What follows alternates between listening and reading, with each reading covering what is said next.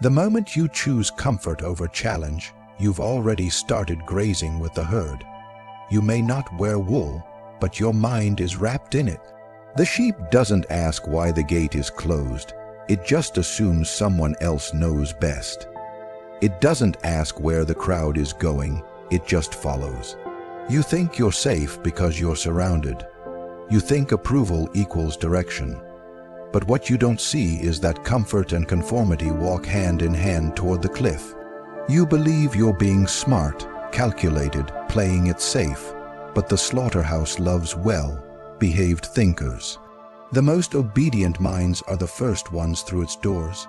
You want to be liked, accepted, validated. That's the first trap. Sheep live off the opinions of others. They can't move unless someone else moves first. Their identity is a reflection, never original, never daring. They wait for the group to decide what's right. They wait for leaders, for saviors, for someone to tell them what to do. You weren't born waiting, that was trained into you. School trained you to sit still, obey the bell, wait your turn. Society trained you to dress like them, think like them, speak like them. Religion trained you to bow. Culture trained you to be humble, but not the kind of humility that comes from self-awareness. No, it trained you in the humility of fear. Don't be too loud, don't be too different, don't be the black sheep. Blend in or be eaten. But here's the truth they never told you. Blending in doesn't protect you. It makes you invisible. And invisible things are easy to erase. No one remembers the sheep. Not in history, not in legend, not in war. No one builds statues for the compliant. The sheep are never remembered, only counted. And when the storm comes, when the system collapses, when the illusion breaks, the sheep scatter. They don't know what to do. They were never built for chaos, only obedience. The one who spent their life following has no compass when the map burns. You think your job is secure because you play by the rules. You think your relationship is safe because you don't argue. You think life will reward your patience, your quiet suffering, your consistency. That's not how this works. This world is run by wolves in suits, wolves in pulpits, wolves behind smiles, and they love sheep, not because they care about them, but because they're easy to lead. You're easier to tax, easier to distract, easier to manipulate. The media feeds you stories and you swallow them like grass. Every headline is another guiding bark. Every trend is a leash. You keep telling yourself you'll rise one day, that your chance is coming, that good things happen to good people, that if you wait long enough, the door will open. But doors don't open for sheep. They close, they trap, they slaughter. You don't need another motivational quote. You need to wake up, look around. The most successful people you admire, they weren't sheep. They were the ones who broke from the herd. They were ridiculed, hated, isolated, and they kept going. Because they didn't need the crowd to clap. They didn't wait for permission. They didn't fear being alone. The wolf walks solo because it knows its worth. The sheep walks with many because it doesn't. And here's the hardest pill to swallow. Every time you hold back your truth, you feed the sheep. Every time you shrink to make others comfortable, you feed the sheep. Every time you let fear of judgment stop you from acting, from creating, from leading, you sharpen the butcher's knife. You may not be in chains, but if you can't move without asking, you're not free. You're farmed, groomed, managed. This isn't about being violent or cruel or reckless. It's about waking up to the fact that survival in this world isn't based on how polite you are. It's based on how aware you are. Sheep are eaten not because they're weak, but because they are unaware. They never see it coming. They don't believe danger exists until it's too late. They hear a lie and call it truth. They see a cage and call it home. They feel the hand of control and call it guidance. But inside you, there is something older, something wilder. A part of you that remembers hunger, remembers silence, remembers how to move without a crowd. You've buried it under years of politeness, anxiety, false humility. But it's still there, it's waiting. And until you let it out, you'll keep grazing, keep following, keep watching others rise while you sit still. You can wear a suit and still be a sheep. You can speak well and still be led. You can succeed and still be slaughtered, if you don't know who you are and what you stand for. There's a moment before the leap, before the strike, before the world shifts, where hesitation kills more dreams than failure ever will. That moment belongs to the sheep. The sheep waits. It waits for the weather to change, for the wind to be just right, for someone to say go. It doesn't move unless it sees another move first. It looks around and waits for validation. But the wolf doesn't wait. The wolf doesn't ask. It decides, it acts. It moves when the hunger hits, not when the crowd claps. Waiting is the disease of the domesticated. It's the drug that numbs ambition, tames wildness, and rewires instincts to favor safety over strength. Most people are addicted to waiting, waiting for a promotion, waiting for love, waiting for confidence, waiting for the right time. But the right time never comes. And it's not because time is cruel. It's because waiting was never meant to be a strategy. It's a stall tactic, a lie dressed in logic, a way to make fear look responsible. The wolf doesn't confuse motion with progress. It doesn't walk in circles hoping something falls from the sky. It senses an opening and it takes it. It doesn't write a pros and cons list. It doesn't poll the herd. It doesn't wonder what the others might think. The wolf doesn't need consensus. It doesn't need permission to eat, to speak, to lead. Because it knows instinct isn't something to second guess, it's something to sharpen. Look around, most people are paralyzed by their own thoughts. Not because they don't know what to do, but because they fear doing it alone. Fear of failure, fear of rejection, fear of judgment. That's how sheep live. They don't want to be wrong.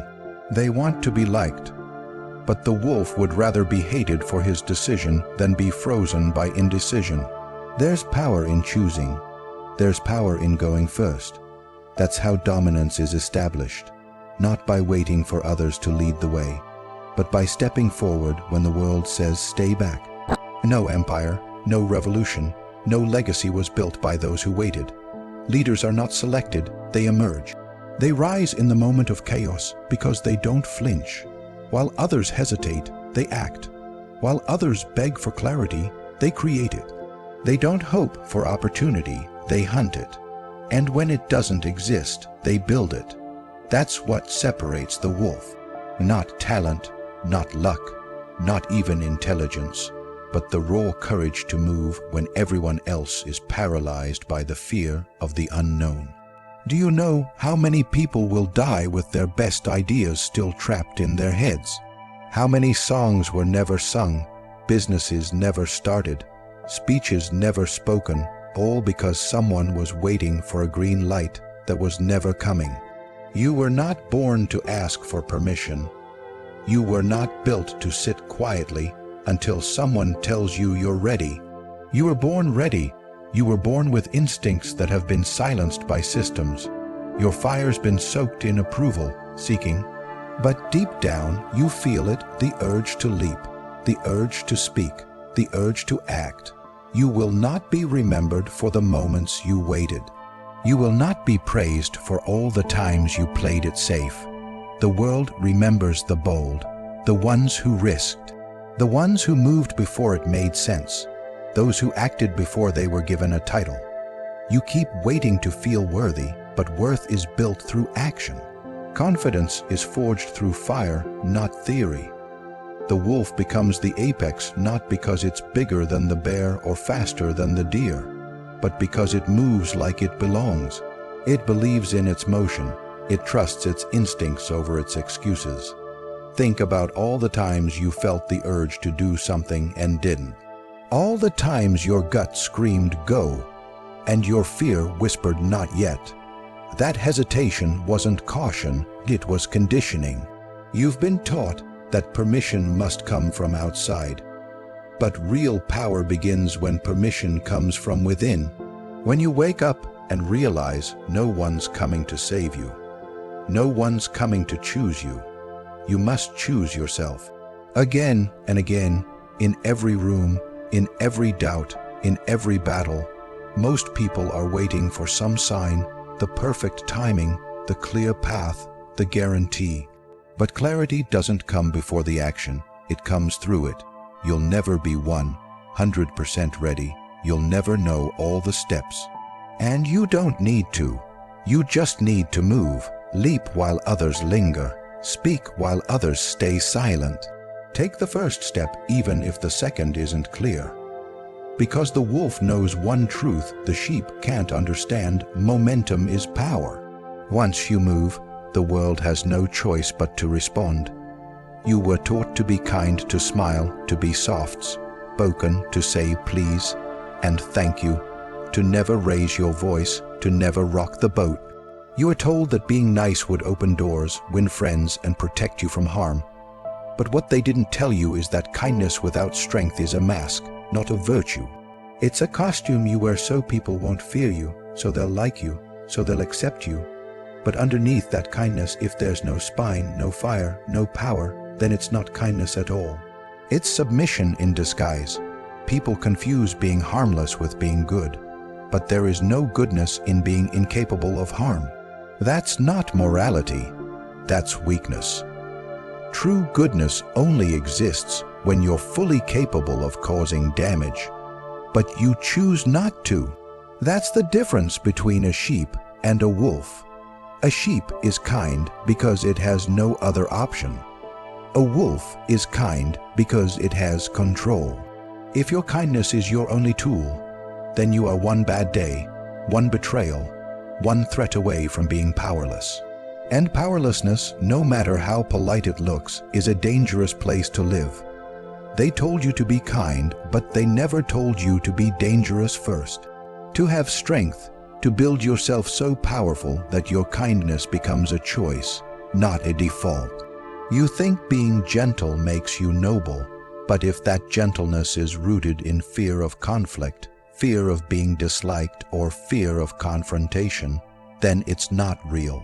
It's just a survival tactic, and tactics built on fear always fail when fear no longer works, because eventually the world stops rewarding niceness. It tests it, it pressures it, it exploits it. How many people have used your kindness against you? How many times have you said yes when you wanted to say no? How often do you walk away from situations feeling smaller, quieter, unseen, all because you wanted to keep the peace? That's not peace, that's surrender. You're not being the bigger person, you're being the more fragile one. You think you're being generous, but you're being devoured. And the worst part, you do it with a smile on your face because you think that's what strength looks like, swallowing your voice and calling it maturity. But the wolf doesn't smile to be liked. It doesn't apologize for its presence. It doesn't tone itself down to avoid judgment. The wolf carries the capacity for destruction, and because of that, its presence commands respect. Not because it threatens, but because it could. That's real kindness, the kind that comes from power, from choice, from knowing you could crush someone, but choosing not to. That kind of restraint is respected, not pitied, because it's grounded in the understanding of your own power. You cannot lead with kindness if people don't know you're strong. If all they see is softness, they will test your limits. They will push, they will take, and eventually they will break you, not because they're evil, but because human nature doesn't respect what doesn't resist.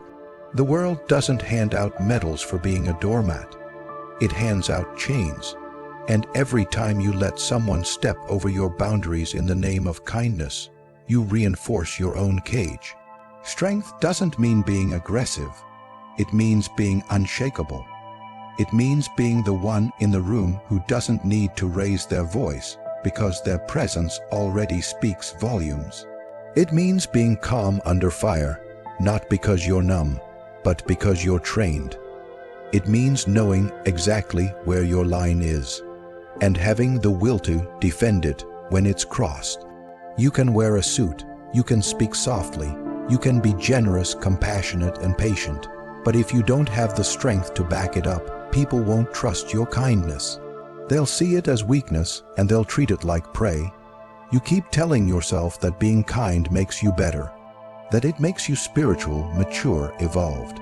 But ask yourself this: are you kind, or are you just afraid of being disliked? Are you kind, or are you just scared of confrontation? Are you kind, or have you just never learned to say no without guilt? Real kindness has no guilt in its spine. It stands tall. It doesn't flinch. It knows that saying no doesn't make you rude, that defending yourself doesn't make you arrogant, that choosing yourself doesn't make you selfish. You were told to be a lamb, but a lamb cannot protect anyone, not itself, not others. You want to protect your family, your values, your dreams. Then you better stop pretending that kindness is enough. You better stop believing that good things happen to good people. Good things happen to strong people who can be good without being stepped on. You better become the kind of person whose kindness is respected, not assumed. Because in the end, no one fears the sheep. No one listens to the sheep, and no one follows the sheep. They feed on it. They silence it. They forget it. There's a game being played all around you every day, every hour, every moment. And if you don't see it, it's not because it's not there. It's because you're not supposed to. That's how the game works. The sheep thinks the field is just a field. It thinks the fence is there for protection. It thinks the shepherd is its savior. The sheep believes in appearances. It accepts what it's shown. It doesn't question the script. It just reads the lines, nods at the rhythm, follows the voice, and walks straight into the plan someone else wrote for it. That's not living, that's role-playing. The wolf doesn't live inside that illusion. It sees it, it watches it. It understands that behind every smile there could be a motive. Behind every rule a reason. Behind every command a calculation. The wolf doesn't reject reality, it studies it. It doesn't deny the system, it learns it. Because only by understanding the game can you learn how to win it. But sheep aren't taught to understand. They're taught to obey, to repeat, to believe that comfort is the reward for compliance, that peace is the reward for passivity. But peace without power is just permission, and permission can be revoked at any time. If you don't understand how the game works, you will always be a piece on someone else's board. You'll follow trends you didn't start, fight battles that aren't yours, adopt opinions that were sold to you. You'll scream for freedom with a leash around your neck. You'll fight your brothers while your real enemy claps from the shadows. That's how the game is designed to keep the sheep busy, distracted, emotional, obedient. Not because the system is broken, but because it's functioning exactly as intended. And if you don't step outside of it and watch, you'll think you're awake while you're still deep asleep. Watch how easily people are manipulated by headlines. Watch how fast they change their beliefs when the crowd turns. Watch how quickly they betray their own morals to stay in the group. Sheep don't need proof, they need approval. Once they get it, they'll justify anything. That's why the game doesn't need to be hidden anymore. The sheep defend it themselves. They attack anyone who questions it. They laugh at the ones who see through it, because truth threatens comfort. And nothing scares a sheep more than discomfort. But the wolf doesn't fear discomfort, it hunts through it. It thrives in the unknown, because it doesn't need someone to explain the terrain. It knows how to read the wind, how to smell the trap, how to sense the shift in tone before the storm hits. The ones who win in this world aren't always the smartest, the richest, or the most talented. They're the ones who see. They see when others are blind. They hear what's not being said. They look past the surface. They look into patterns, into power structures, into unspoken rules. A sheep walks into a room and sees people. A wolf walks into a room and sees hierarchy, tension, alliances, fear, envy, strategy. The sheep listens to what is said. The wolf listens to what is meant. That is the difference between surviving and dominating. You were not born blind. You were trained to ignore your instincts. You were trained to believe that questioning is dangerous, that silence is safe, that comfort is wisdom. But every time you ignore that gut feeling, every time you pretend not to notice, you dull the part of you that was made for war. Because this is war, not with guns and blood, but with attention and emotion, with algorithms and language. The battlefield is your mind, and if you don't control it, someone else will. They don't need to control you with chains anymore. They use choices, too many to see straight, too many to track, so many that you feel free while being herded. That's how the modern game is played. Distraction is the leash, division is the weapon, comfort is the prison. But the wolf breaks free not by running away, but by seeing clearly. It stops grazing and starts hunting. It stops reacting and starts predicting. It stops asking, "Is this okay?" and starts asking, "Who benefits?"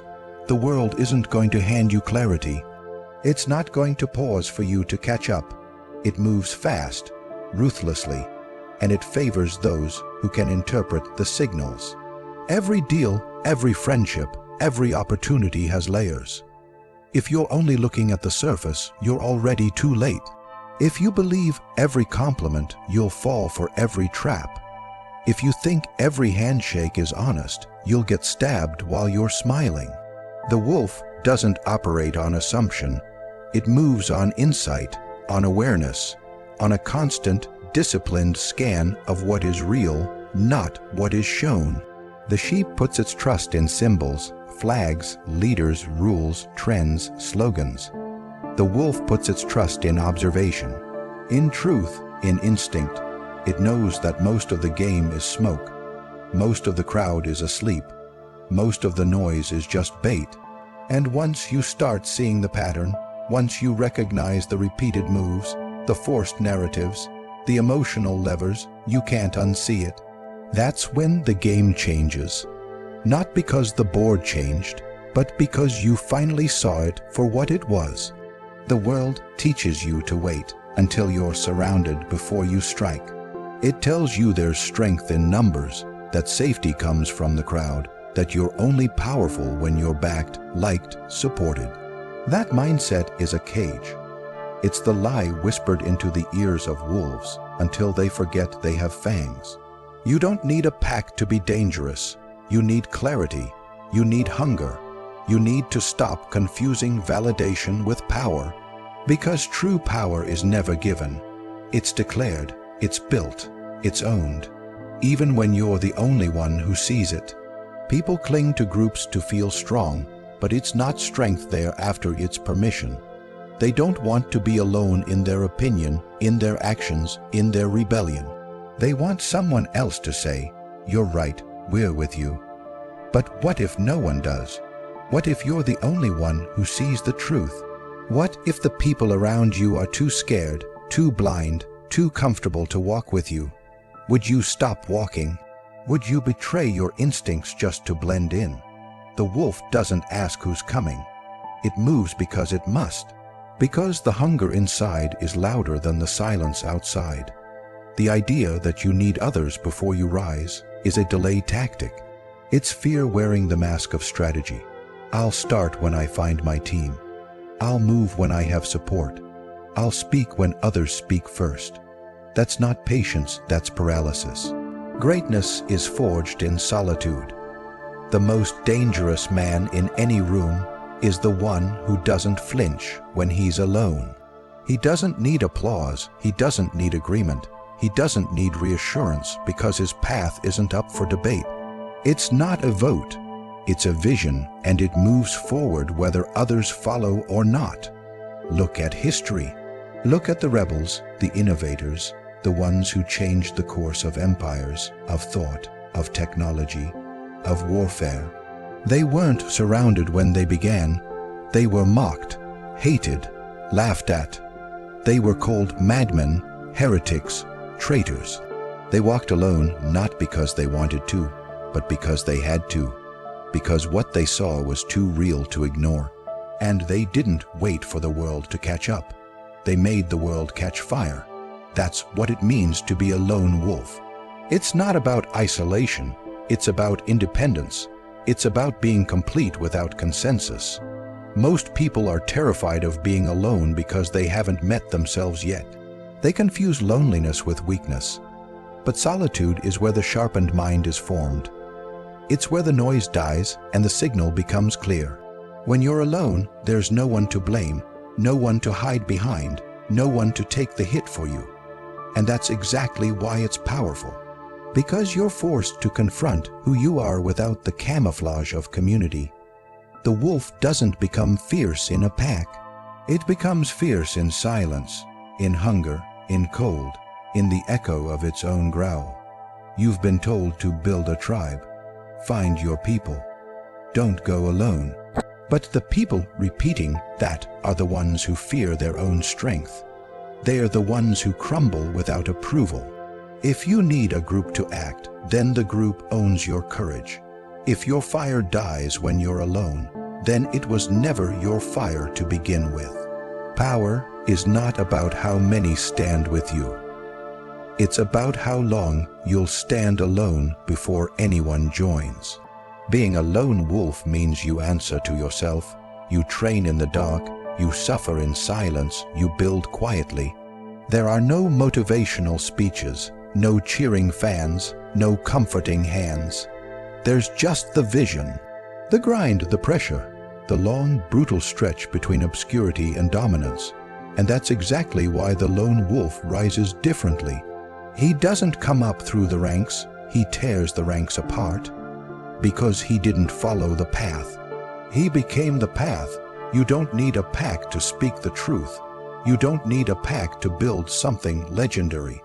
You don't need a pack to defend what's yours. What you need is intensity, resolve, spine, the willingness to keep walking through the storm even when there's no one beside you. Especially when there's no one beside you. That's when your roar matters most, when no one's around to hear it but you.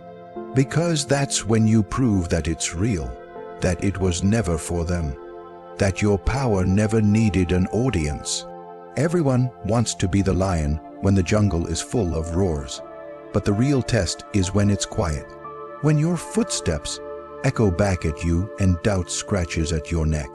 That's when you find out if you're a wolf or just another sheep who painted stripes on their back and hoped someone would believe it.